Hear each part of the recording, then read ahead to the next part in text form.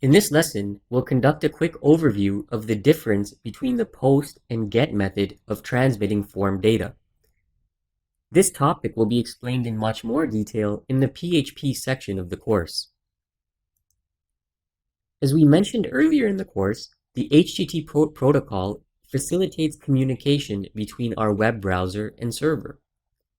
There are two types of methods that can be used to transmit data between a client and a server. This includes the get and post method. The get method requests data from a specified resource. The post method submits data to be processed to a specified resource.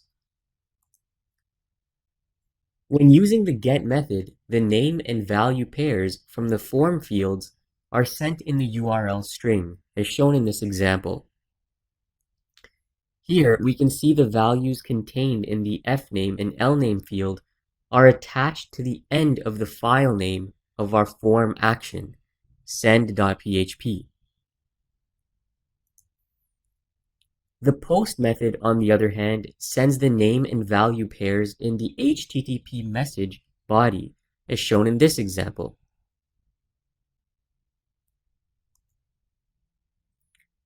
Both the post and get method have unique properties that are specific to each one. We'll start with the get method.